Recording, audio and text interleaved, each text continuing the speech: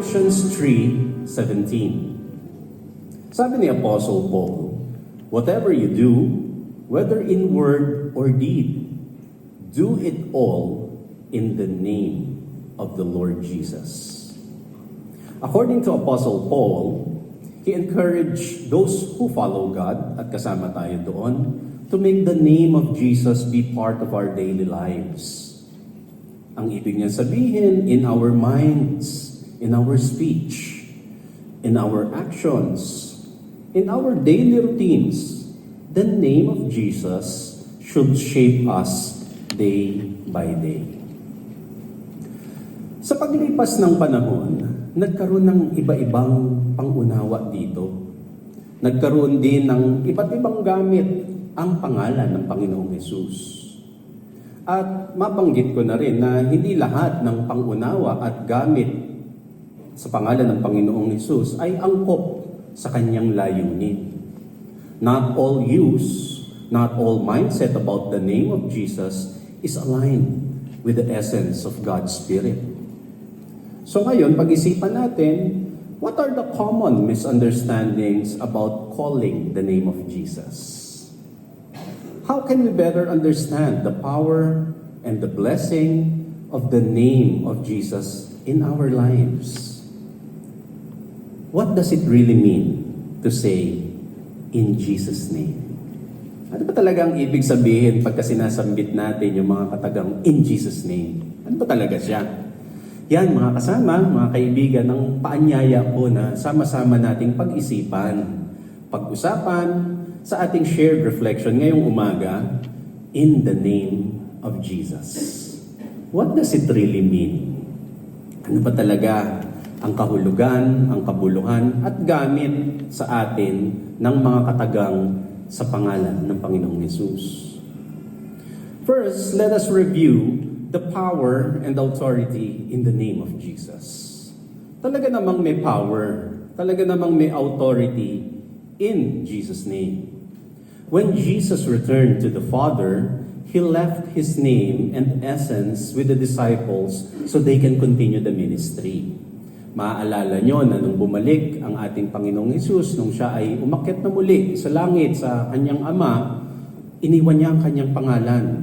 Iniwan niya ang kanyang espiritu. And the first disciples received power above spirits and to do miracles in the name of Jesus. Kagaya halimbawa in Mark 16:17 to 18. Sabi ng Panginoong Hesus sa kanyang mga alagad, "Everyone who believes in me will be able to do wonderful things. By using my name," sabi ng Panginoon, "pag ginamit niyo ang inyong aking pangalan, by using my name, they will force out demons. And they will speak new languages. They will handle snakes and drink poison and not be hurt." Hindi naman niya sinabing magpakagat ka talaga sa ahas at uminom ka ng lason. Ang sinasabi niya lang, kung makagat ka ng kung ano man makamandag na hayop o makainom ka ng lason, maaring hindi ka talaban in my name. They will also heal sick people by placing their hands on them. Lahat ng yan magagawa ng kanyang mga tagasunod in Jesus' name. So there is power, there is authority na iniwan ng Panginoong Hesus sa kanyang mga alagad sa kanyang ngalan. Also, the Bible tells us stories about receiving physical healing and overall wellness, again, in the name of Jesus. For example, in Acts 3:4-6, kung maaalala nyo yung kwento sa bahaging ito ng mga ministry ng unang alagad, again, nakaakyat na ang Panginoong Hesus sa kanyang Ama at naiwan yung mga disciples. Wala naman talagang clear instructions kung anong gagawin. Basta ang bilin lang ng Panginoong Hesus, ipalaganap nyo yung aking mga katuruan. So isang araw, naglalakad-lakad itong sila Peter and John doon sa may paligid ng temple, nakakita sila ng isang pilay na pulubi at namamalimos doon sa may harapan ng temple. Verse 4, Peter and John looked at the crippled man and said, "Look at us." Very dramatic. Tumingin ka sa amin. Itong crippled man, he looked at them. He thought they will give him some money. Kasi akala niya, baka kaya ako tinatawag, malaki-laki ang iaabulo . malaki-laki ang ililimos. But then, Peter said, I don't have any silver or gold, but I do have something else I can give you. By the power of Jesus Christ from Nazareth, stand up and walk. Wala akong bibigay na pera, walang ginto o pilak na pwede kong ipalimos sa iyo, pero may bibigay ako sa pangalan ng Panginoong Yesus. And Peter and John granted the man to be able to walk again. The man's feet and legs became strong at the saying of the name of Jesus. The crippled man stood up straight. Nakatayo na siya ng diretso. Naglalakad siya at nagtatalon siya. Sinabi talaga doon sa kabuuan ng kwento. Naglakad, nagtatalon, malakas na ulit yung mga paa niya, yung mga binti niya. And ultimately, itong dating crippled man, he praised the Lord. Nangyari lahat ng yun dahil sa pangalan ng Panginoong Yesus. So merong ganong kapangyarihan, may ganong power, ang name ni Jesus. Furthermore, later on, sa kanila pang pagpapalaganap ng ministry, Peter, the apostle, also elaborated that salvation comes in the name of Jesus. Acts 4:12, sabi ni Peter, salvation is found in no one else. There is no other name under heaven given to mankind by which we must be saved. Sa pangalan lang ng Panginoong Yesus. Jesus gave His name to the disciples to strengthen their faith. Para hindi naman sila mangulila at mapag-isa dahil literally iniwan na nung Jesus the person yung mga disciples. Pero gayunpaman, iniwan ni Jesus yung kanyang essence, or as we would say, iniwan ni Jesus yung pagka-Jesusness sa kanyang mga alagad at yung kapangyarihan ng kanyang pangalan. And through the name of Jesus, the disciples were able to show power. They were able to show authority as they spread the teachings of Jesus. Yan ang talagang context ng pagbibigay ni Jesus ng kanyang pangalan. Yan yung talagang context at paggamit ng mga naunang disciples sa pangalan ng Panginoong Yesus. Ngayon, nabanggit nga natin kanina, gayon pa man, mapapansin at mauobserbahan na sa paglipas ng panahon at sa pagdaloy ng relihiyon, nagbago at nag-iba ang mga gamit sa pangalan ng Panginoong Yesus. Karaniwan pa nga, nalayo yung konteksto at yung kabuluhan. One concrete example is the Spanish colonization. Nung ang kaharian ng Espanya ay nag-colonize dito sa Pilipinas, they marked it with the first Mass, the first Catholic Mass in 1521, consecutively done in Limasawa and then in Cebu. Yung pagdalo ng mga datu, ng mga lakan, ng mga lakambini at mga bae, nasa kanila namang kasing turing, hospitality natin yun. Kaya nga, di ba, Filipino hospitality. Pag may nag-aya, lalo na bisita o dayo, pinapaunlakan natin. Nagmisa yung mga Spanish colonizer. Dumalo yung mga important people na sa atin nga, sa ganang atin, hospitality yun. Kaso itinuring yun na pagsuko. Itinuring yun na religious conversion. O umatin kayo, Catholic na kayo. Diba? Nag-convert na sila, matindi. Ganun ang turing nila, and thereby legitimizing the colonization in the name of the Lord. See how the name of Jesus can be misused and be misapplied. Marami niyan, mga kasama. Magpasa hanggang ngayon. Palasak na lang yung pagbanggit ng in Jesus name. Pero kailangan nating suriin, ano ba talaga ang ibig niyang sabihin? Ano pa ang mga common misunderstanding about saying, about calling in Jesus name? Ang isang misunderstanding is that simply saying the name of Jesus activates God's power. Yun ang isang maling akala na parang sasambitin mo lang siya in Jesus name, biglang ching, may magic na magaganap. Acts 19:13-15. Habang nagpapalaganap yung mga disciples ng katuruan ni Jesus, meron ding iba na ganun din, similar ang ginagawa, pero tila hindi align. Ganito yung nangyari. Some Jews also were traveling around, forcing evil spirits around people. The 7 sons of Sceva, one of the leading priests, were doing this. So may grupo, pangalan nila, the sons of Sceva. These Jews tried to use the name of the Lord Jesus to make the evil spirits go out of people. They also said, by the same Jesus that Paul talks about, I order you to come out. Kung paanong sinasambit ni Paul, ni Apostle Paul, yung in Jesus' name, kami rin, in Jesus' name, go out, demon. Pareho yung mode, pero iba yung effect. Iba yung effect kasi hindi aligned. So ano nangyari nung meron silang isang kinakast out na demon? At one time, an evil spirit said to these Jews, sabi ng evil spirit, I know Jesus, and I know about Paul, but who are you? Sabi ng demon na kinakast out nila, yung Jesus, siyempre kilala namin. Yung Paul na tinutukoy mo na nag-i-in Jesus name, kilala rin namin. Pero sino ka nga ba ulit? Ang tinutukoy natin, hindi ko mo ginagamit mo yung in Jesus name, iisa yung effect. Hindi siya basta-basta sinasambit tapos aasahan mong may power na mag-a-activate. It's a misunderstanding. Another misunderstanding is that saying in Jesus' name at the end of a prayer guarantees getting what you want. Hindi siya ganun. For example, magsusugal sa kasino, itataya ang buong kabuhayan, tapos magpe-pray, mananalo ako in Jesus' name. Sa tingin nyo, parang magic word lang siya na ikakabit mo sa mga wishes mo tapos mangyayari. Mambababae, manlalalaki, tapos magpe-pray, huwag sana mahuli in Jesus' name. Parang alabo, di ba? Obviously. Guilty kayo, no? Estudyante, panahon ng examination, naglakwat siya, nagpuyat, naglasing. Pagkatapos magpe-pray, tulungan niyo po ako, Father, in Jesus' name. Paano magkakaroon ng ganyang talab ang pangalan ng Panginoong Yesus kung hindi nga siya aligned, kung hindi siya angkop dun sa dapat na pagkakagamit niya?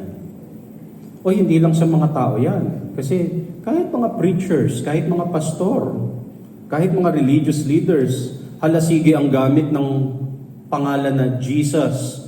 Yung pala, pagpasok mo sa kanilang samahan, Pharisee pala ang aabutan mo. Phariseeism pala. Kaya sabi tuloy sa James chapter 4 verse 3, when you ask, you do not receive, because you ask with wrong motives. Kahit pa nga may Jesus name yan sa dulo. Kung mali ang motives, mali ang pakay ng pag-ask, hindi niyo matatanggap yan. You ask with wrong motives that you may spend what you get on your pleasures, on your selfish reasons. In other words, the name of Jesus or saying in Jesus' name is not a formula, nor is it being a magic word. Hindi siya parang babanggitin mo lang tapos password mo na siya na makukuha mo ang lahat ng iniisip mo. Nagkakamali, naliligaw, nalilito sa paggamit ng pangalan ng Panginoong Yesus. We have to mention that Jesus warns against the improper or the inappropriate use of His name. May mga darating, sabi niya, may mga darating at may mga tatayo para pangunahan ng mga tao. Gamit daw ang pangalan niya, pero misleading para sa lahat. Matthew 24 verse 5, si Jesus mismo nagsasalita dito. Sabi niya, for many will come in my name, claiming I am the Messiah, and they will deceive many. Meron ding mga magkakamali, marami ang magkakamali sa paggamit ng kanyang pangalan nang akala ay basta-basta lang sasambitin kahit hindi naman nakatuon yung buhay nung nagsasalita sa pagsunod sa kanyang katuruan. Kaya sabi rin ng Panginoong Hesus in Luke 6:46, so why do you keep calling me Lord, Lord, when you don't do what I say? Ang napaka-straightforward, napaka-prangka, Lord, Lord kayo dyan, ginagawa niyo ba yung tinuturo ko? Jesus, Jesus kayo dyan, ginagawa niyo ba yung tinuturo ko? Ang ganyang paggamit, ang ganyang pagtanaw sa pangalan ng Panginoong Hesus ay walang saysay. It will only lead to fruitlessness, to meaninglessness. Walang saysay, walang kabuluhan, walang bunga. Kaya maraming relihiyoso pero walang bunga. Kasi nga ligaw, bulag, madilim yung kanilang sinusundan. Matthew 7:21, "Not everyone who calls out to me, Lord, Lord, will enter the kingdom of heaven. Only those who actually do the will of my Father in heaven will enter." Ang linaw. Hindi lang maka-Lord, Lord, ay mararanasan mo na yung kingdom of heaven. Yun talagang sumusunod. Mabuti pa yung sumusunod na wala ng Jesus, Jesus, pero sumusunod. Yun ang talagang makakaranas, makakapasok sa kaharian ng langit. And so, going back sa ating main question para sa reflection na ito, what does it really mean? What does it really mean to say, to declare? What does it really mean to even pray in Jesus' name? John 14:12-14. Ganito ang kanyang pagpapaliwanag. "I tell you the truth, anyone who believes in me will do the same works I have done, and even greater works, because I am going to be with the Father. You can ask for anything in my name, and I will do it, so that the Son can bring glory to the Father. Yes, ask me for anything in my name." Makalawang beses niyang inulit. "And I will do it." First and foremost, saying, declaring, and even praying in Jesus' name means to believe. Kasi yun ang sabi niya, to believe. Sabi sa verse 12 nung binasa natin kanina, anyone who believes in me. Believing in Jesus starts with listening to Jesus. Makinig, tumalima sa sinasabi ng Panginoong Hesus. Yan mismo ang bilin ng kataas-taasang Diyos, ang Ama ng Panginoong Hesus. Matthew 17:5, "This is my Son whom I love. With Him I am well pleased. Listen to Him." Believing starts with listening. Kasi paano ka maniniwala ang hindi mo naman nauunawaan, hindi mo alam, hindi mo naririnig kung ano ba yung pinapaniwalaan mo. Believing starts with listening so we can understand the heart of Jesus. Listening also helps us not only to know Jesus, but also to align in His Spirit. Hindi ka lang naman kasi nagkakabisado ng detalye ng Jesus the person, na pinanganak siya sa Nazareth, ni Virgin Mary, kapatid niya si ganito. Kaya nagiging parang trivia tuloy yung usapin tungkol kay Jesus. Na, sino ang nanay ni Jesus? Sino ang tatay niya? Ilan ang kapatid niya? Saan siya tumawid bago siya pumunta sa ganitong lugar? Etc. etc. Parang trivia. Ang sinasabing pakinggan at dibdibin, isa loob, ay yung kabuuan ng essence niya. That's why we keep on highlighting Jesus-ness. Okay, nandyan yung reference natin sa Jesus the person, but we make it a highlight, we make it a point na ang intindihin yung pagka-maka-Jesus. Yung pagka-Jesus niya. Kaya sabi ni Apostle Paul, Galatians 2:20, "It is no longer I who live, but Christ lives in me." Isinasa loob mo yung mga katangian, katuruan, at pinaninindigan ng Panginoong Hesus. Secondly, it also means to do the same works. Yun ang binanggit ng Panginoong Hesus kanina. Sabi ng Panginoong Hesus dun sa verse na binasa natin in John, "Those who believe will do the same works I have done." Right? Nakita na natin yun kanina. Yun talaga naniniwala, pareho nung ginagawa ko. Siyempre, alangan naman sumanglungat sila. So those who believe will do the same works I have done. And this means that we develop the discipline, the delight, and the desire to follow the ways of Jesus. At sinadya kong ganyan ang order niya na kasi pag-oobserbahan niya naman talaga, that's how you build your life into following Jesus. First, you develop a discipline. Kasi hindi ka naman gumigising isang araw na parang mahilig ka na eh. Hindi ka naman gumigising isang araw na mahilig ka na sa church. Hindi ka naman gumigising isang araw na mahilig ka na mag-pray, mag-Bible study, makipagpamayanan. Hindi. You develop the discipline. Parang sa kahit na anong sports. Diba? Discipline muna. Paano ang tamang form? Tamang tayo. Tamang speed. Tamang strength. Lahat yun, dinidevelop mo. It's a discipline.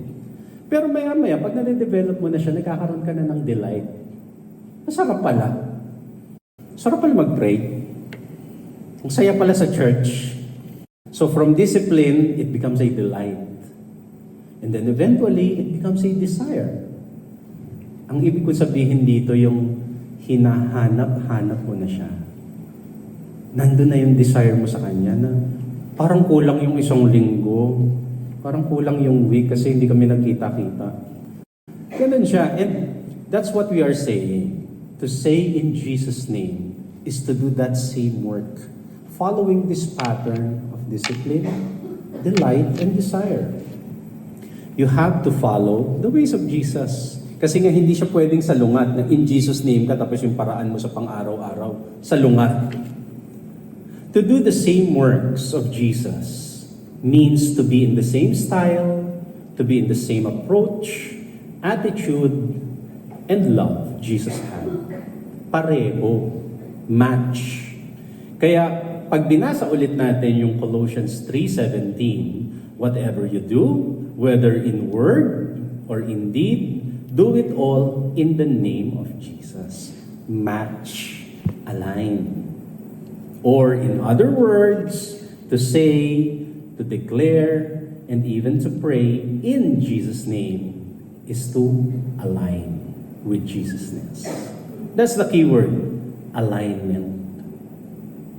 At yan ang paggamit sa pangalan ng Panginoong Hesus na nagbibigay karangalan sa kataas-taasan Diyos. Ito yung angkop at makabuluhang paggamit sa pangalan ni Jesus, hindi yung puro Jesus, Jesus lang, pero wala naman sa isip at kalooban.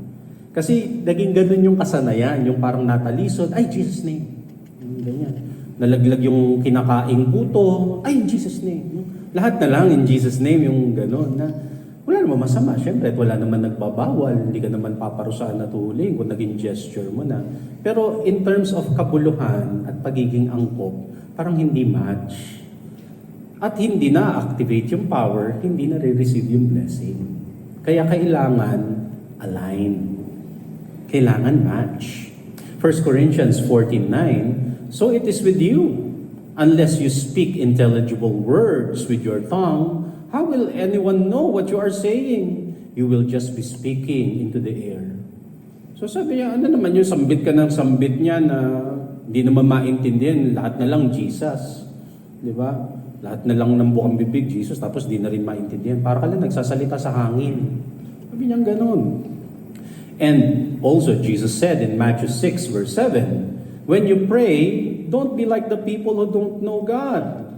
They say the same things again and again. They think that if they say it enough, their God will hear them.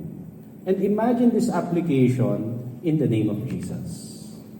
Huwag niyo silang gayahin na paulit-ulit yung sinasabi, mema na lang, di ba? May masabi na lang, maulit-ulit lang yung sinasabi. Akala nila magkakaroon ng power. Akala nila magkakaroon ng effect. Sabing gano'n ng Panginoong Hesus. Don't be like them. Pag angkop, pag tama, pag align yung paggamit, ano ang magiging outcome? Balikan natin in John 14:13-14. Sabi ni Jesus, you can ask for anything in my name and I will do it. So that the Son can bring glory to the Father. Ikatutuwa ng aking Ama na gawin ko yan kasi aligned. So whatever you ask in my name, aligned with me, I will give it. I will do it. Verse 14, yes, ask me for anything in my name, and I will do it. When you ask, mga kapatid, you will receive because you are aligned. Ibig sabihin, aligned ka sa teaching ni Jesus. Aligned ka sa living word. Aligned ka sa natural law, sa natural order ng Diyos Ama. And so, receiving by what you ask is natural. Kasi alam nga namang di mangyari, aligned na aligned. Ngayon, iisipin naman ng marami, kung aligned naman pala, talaga namang natural na nakalagay dyan, ba't kailangan ko pang hingin? So parang wala namang palang power, kasi yung inas mo talaga namang darating sa'yo dahil aligned ka. Para saan pa ngayon ang paggamit ng pangalan ng Panginoong Yesus? Ang mas malalim na tanong dyan, is it possible to ask beyond natural order? In Jesus' name? Yes. Pwede. It is possible kasi ang sabi ni Jesus, whoever believes in me will do the same works I have done and even greater works. So makukuha mo yung hinihingi mo dahil ginagawa mo yung ginagawa ko at alam nyo, hindi lang yan ang mangyayari. Makakahingi pa kayo, makakagawa pa kayo ng higit sa inaasahan ninyo. It is possible, it is very possible to ask at the supernatural, at the metaphysical, at the quantum levels in Jesus' name. Pwede. Kaya 2 levels yung paggamit sa Kanya. You align yourself to the natural way of things para natural mong natatanggap yung mga blessings na nandiyan. Pero beyond that, meron pang next level in Jesus' name. Jesus opens the door to many other possibilities, to many other opportunities, and even realities. Binubuksan niya ang landas, ang daan patungo sa mas malawak pang mga pagpapala. John 10:9. Yes, I am the gate. Take note of that description. Meron siyang verse na ginamit or meron siyang kataga na sinabi sa ibang verse na I am the way. Alam na natin yon. Pero this is another verse and therefore this is another illustration na binibigay ng Panginoong Yesus. I am the gate. Those who come in through me, dahil ako yung gate, papasok sa akin, those who come in through me will be saved. They will come and go freely and will find good pastures. Yung mga papasok sa akin, makakakita sila ng mas malawak na possibilities, realities and blessing, good pastures, at magpapalabas-pasok sila doon sa mas marami pang mga opportunities and possibilities. So, it goes beyond asking what is natural. Again, you can ask at the metaphysical level, at the supernatural level, at the quantum levels. Pero, ang importante, step 1 muna, balik tayo dun sa 101. Kaya nga, mga kapatid, maki-align. Doon nagsisimula ang lahat. Maki-align, yun muna. Kasi hindi ka pwedeng tumalon dun sa level 2 nang di mo na ma-master yung level 1. Master alignment. Natural levels muna, syempre. Then go up, go beyond. Kasi iniimbitahan tayong lahat ng Panginoong Yesus to go up and to go beyond. Ang dami-dami pang possibilities. Everything is possible to one who is aligned with Jesus. Lahat posible. Jesus wants the appropriate use of His name to lead the people to godliness and so that everyone can experience the Father's blessing. Proverbs 18:10. The name of the Lord is like a strong tower. Those who do what is right can run to Him for protection. Again, notice the use of words. The name of the Lord is a strong tower. Kanta pa nga yan. Kung nabuhay kayo noong 1980s. The name of the Lord is a strong tower. Given na yan. Andyan na yan, strong tower. Pero sino lang daw ang magkakaroon ng protection? Sino lang yung magkakaroon ng blessing? Those who do what is right. So that's the key, alignment. So given yung pangalan ng Panginoon, do what is right para maki-align ka doon sa pangalan na yun. And then you will be saved. And then you will be blessed. And then you will open horizons of blessings ahead of you. Again, Jesus' name is not a magic word. So gumraduate na tayo doon. Graduate na natin yon, lagpasan na natin yun, yung pagturing sa pangalan ng Panginoong Yesus na parang masambit lang sa dulo tapos magic word na siya. ang pagsambit sa pangalan ng Panginoong Hesus ay may kaakibat na paniniwala. Ito ay may kaakibat na pagtalima sa kanyang diwa. 1 John 2:4, if someone claims, I know God, but doesn't obey God's commandments, that person is a liar and is not living in the truth. Apply this verse in Jesus' name. Baguhin nyo lang ng konti yung mga words. If someone claims in Jesus' name, but doesn't obey God's commandment, then that person is a liar and is not living in the truth. There is power, there is authority in the name of Jesus. Napakarami niyang pagpapala na nakalaan kung gagamitin natin ang angkop, ang pangalan ng Panginoong Hesus. Philippians 2:9-11, God elevated Jesus to the place of highest honor and gave him the name above all other names. The name above all other names. That at the name of Jesus, every knee should bow in heaven and on earth and under the earth, and every tongue declare that Jesus Christ is Lord, to the glory of God the Father. Mga kapatid, mga kaibigan, may good friends, may good family in the faith. Sumain niyo ang lakas, sumain niyo ang kapangyarihan, sumain niyo ang mayamang pagpapala sa pangalan ng Panginoong Hesus.